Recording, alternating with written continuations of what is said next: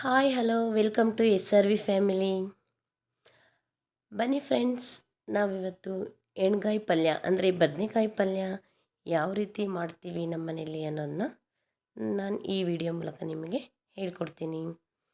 ಅದಕ್ಕೂ ಮೊದಲು ಯಾರೆಲ್ಲ ನಮ್ಮ ಚಾನಲ್ಗೆ ಸಬ್ಸ್ಕ್ರೈಬ್ ಆಗಿಲ್ವೋ ಅವರು ಈ ಕೂಡಲೇ ಸಬ್ಸ್ಕ್ರೈಬ್ ಆಗಿ ಪಕ್ಕದಲ್ಲಿರುವಂಥ ಬೆಲ್ ಐಕಾನನ್ನು ಕ್ಲಿಕ್ ಮಾಡಿ. ಬನ್ನಿ ಫ್ರೆಂಡ್ಸ್, ಹಾಗಾದರೆ ಮಸಾಲೆ ತುಂಬಿ ಬದನೆಕಾಯಿ ಎಣ್ಗಾಯಿ ಯಾವ ಥರ ಮಾಡ್ತೀನಿ ಅನ್ನೋದನ್ನು ಈ ವಿಡಿಯೋ ಮೂಲಕ ನಿಮಗೆ ತೋರಿಸ್ಕೊಡ್ತೀನಿ. ಈ ಬದನೆಕಾಯಿ ಪಲ್ಯ ಅಕ್ಕಿ ರೊಟ್ಟಿ ಮತ್ತು ಬಿಳಿ ಹೋಳಿಗೆ, ಚಪಾತಿ ಎಲ್ಲದಕ್ಕೂ ತುಂಬ ಟೇಸ್ಟಿಯಾಗಿರುತ್ತೆ. ಬನ್ನಿ ಫ್ರೆಂಡ್ಸ್, ಹಾಗಾದರೆ ಯಾವೆಲ್ಲ ಸಾಮಗ್ರಿಗಳನ್ನು ಬಳಸ್ಕೊಂಡು ಬದನೆಕಾಯಿ ಪಲ್ಯನ ಮಾಡ್ತೀನಿ ಅನ್ನೋದನ್ನು ನೋಡೋಣ. ನಾನಿಲ್ಲಿ ಬದನೆಕಾಯಿ ಜೊತೆಗೆ ಮೆಣಸಿನ್ಕಾಯಿ ಸಹ ಬಳಸ್ಕೊಂಡಿದ್ದೀನಿ. ಬನ್ನಿ ಫ್ರೆಂಡ್ಸ್, ಹಾಗಾದರೆ ಏನೇನು ಬೇಕು ಅಂತ ನೋಡ್ಕೊಂಡು ಬರೋಣ. ಮೊದಲಿಗೆ ಬದನೆಕಾಯಿ, ಮೆಣಸಿನ್ಕಾಯಿ, ಟೊಮೊಟೊ, ಕುರ್ಷಣಿ ಪುಡಿ, ಬೆಳ್ಳುಳ್ಳಿ, ಶೇಂಗಾ, ಈರುಳ್ಳಿ, ಶುಂಠಿ, ಕೊಬ್ಬರಿ, ಮಸಾಲೆ ಐಟಮ್ಸು, ಕೊತ್ತಂಬರಿ ಸೊಪ್ಪು. ಮೊದಲು ಒಂದು ಬಾಣಲೆಗೆ 2 ಸ್ಪೂನ್ ಎಣ್ಣೆನ ಹಾಕ್ಕೊಳ್ಬೇಕು. ನಂತರ ಅದಕ್ಕೆ ನಾವು ಹೆಚ್ಚಿಟ್ಟುಕೊಂಡಂತಹ ಈರುಳ್ಳಿನ ಹಾಕಿ ಚೆನ್ನಾಗಿ ಬಾಡಿಸ್ಕೊಬೇಕು. ಅದರ ಜೊತೆನೇ ಟೊಮೊಟೊ, ಶುಂಠಿ, ಬೆಳ್ಳುಳ್ಳಿ ಹಾಕ್ಕೊಂಡು ಚೆನ್ನಾಗಿ ಸ್ವಲ್ಪ ಫ್ರೈ ಮಾಡ್ಕೊಬೇಕು. ಕೆಲವರು ಹಾಗೇನೂ ಸಹ ಮಾಡ್ತಾರೆ, ಏನು ಫ್ರೈ ಮಾಡ್ದೇ. ಆದರೆ ನಾನಿಲ್ಲಿ ಸ್ವಲ್ಪ ಫ್ರೈ ಮಾಡ್ಕೊಂಡಿದ್ದೀನಿ. ಈರುಳ್ಳಿ ಟೊಮೊಟೊ ಎಲ್ಲ ಸ್ವಲ್ಪ ಫ್ರೈ ಆದಮೇಲೆ ಅದಕ್ಕೆ ಸ್ವಲ್ಪ ಕೊಬ್ಬರಿ ಹಾಕ್ಕೊಂಡು ಚೆನ್ನಾಗಿ ಫ್ರೈ ಮಾಡ್ಕೊಬೇಕು. ಆಮೇಲೆ ಚಕ್ಕೆ, ಲವಂಗ, ಏಲಕ್ಕಿ ತೊಗೊಂಡಿದ್ವಲ್ಲ ಅದನ್ನು ಸಹ ಹಾಕ್ಕೊಂಡು ಚೆನ್ನಾಗಿ ಫ್ರೈ ಮಾಡಿಕೊಂಡು ಸ್ವಲ್ಪ ಅರಿಶಿಣ ಪುಡಿ, ಕೊತ್ತಂಬರಿ ಸೊಪ್ಪು ಹಾಕಿ ಗ್ಯಾಸ್ ಆಫ್ ಮಾಡ್ಕೊಬೇಕು. ಅದು ಸ್ವಲ್ಪ ತಣ್ಣಗಾಗೋಷ್ಟರೊಳಗೇ ತಗೊಂಡಂಥ ಬದನೆಕಾಯಿನ ಈ ರೀತಿ 4 ಭಾಗಗಳಾಗಿ ಮಾಡ್ಕೊಳ್ಬೇಕು. ಕೆಲವರು ಚಿಕ್ಕದಾಗಿ ಹೆಚ್ಕೊಂಡು ಎಣ್ಗಾಯಿ ಪಲ್ಯನ ಮಾಡ್ತಾರೆ, ಆದರೆ ನಾನಿಲ್ಲಿ ಈ ರೀತಿ 4 ಭಾಗಗಳಾಗಿ ಮಾಡ್ಕೊಳ್ತಿದ್ದೀನಿ. ಇದಕ್ಕೆ ಮಸಾಲೆ ತುಂಬಕ್ಕೆ ತುಂಬ ಚೆನ್ನಾಗಿರುತ್ತೆ. ಈ ರೀತಿ ನಾವು ತಗೊಂಡಂತಹ ಎಲ್ಲ ಬದನೆಕಾಯಿನೂ ಈ ರೀತಿ 4 ಭಾಗಗಳನ್ನಾಗಿ ಮಾಡಿ ಒಂದು ಕಡೆ ಇಟ್ಕೊಬೇಕು. ಈ ರೀತಿ ಎಲ್ಲ ಕಟ್ ಮಾಡಿದ ಮೇಲೆ ನಾವು ತಗೊಂಡಿರುವಂತಹ ಮೆಣಸಿನ್ಕಾಯಿನೂ ಸಹ ಇದೇ ರೀತಿ 4 ಭಾಗಗಳನ್ನಾಗಿ ಮಾಡ್ಕೊಬೇಕು.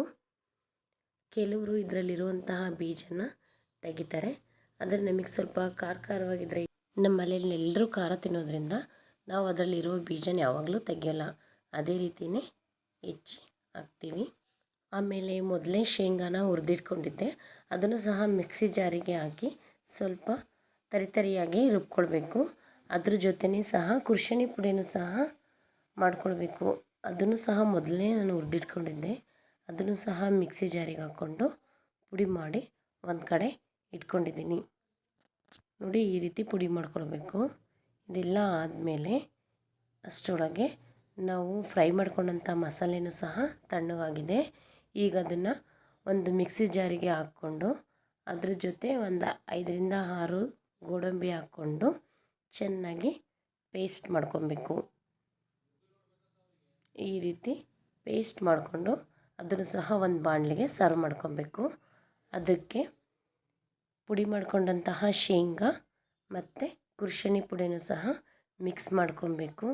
ಅದೆಲ್ಲದನ್ನು ಜೊತೆನೇ ನಾವು ಉಪ್ಪು, ಖಾರದ ಪುಡಿ, ಧನಿಯಾ ಪುಡಿ ಇದನ್ನು ಸಹ ಸೇರಿಸ್ಕೊಂಡು ಎಲ್ಲ ಚೆನ್ನಾಗಿ ಮಿಕ್ಸ್ ಮಾಡ್ಕೊಬೇಕು. ಈಗ ನಮಗೆ ಮಸಾಲೆ ರೆಡಿಯಾದಂಥ ಮಸಾಲೆನ ಮೊದಲನೇ ಹೆಚ್ಚಿಟ್ಕೊಂಡಿರುವಂತಹ ಬದನೆಕಾಯಿ ಒಳಗೆ ಚೆನ್ನಾಗಿ ತುಂಬ್ಕೊಬೇಕು. ಈ ರೀತಿ ಒಂದೊಂದನ್ನೇ ಎಲ್ಲ ತುಂಬಿಕೊಂಡು ಒಂದು ಕಡೆ ಇಟ್ಕೊಳ್ಬೇಕು. ಇಲ್ಲಿ ನೋಡಿ, ನಾನಿಲ್ಲಿ ತುಂಬ್ತಾ ಇದ್ದೀನಲ್ಲ, ಇದೇ ರೀತಿ ಎಲ್ಲದನ್ನು ಸಹ ತುಂಬಿಕೊಳ್ಬೇಕು. ಇದಾದಮೇಲೆ ಮೆಣಸಿನ್ಕಾಯಿ ಹೆಚ್ಕೊಂಡಿದ್ವಲ್ಲ ಅದಕ್ಕೂ ಸಹ ಇದೇ ರೀತಿ ಮಸಾಲೆನ ಚೆನ್ನಾಗಿ ತುಂಬಿಕೊಳ್ಬೇಕು.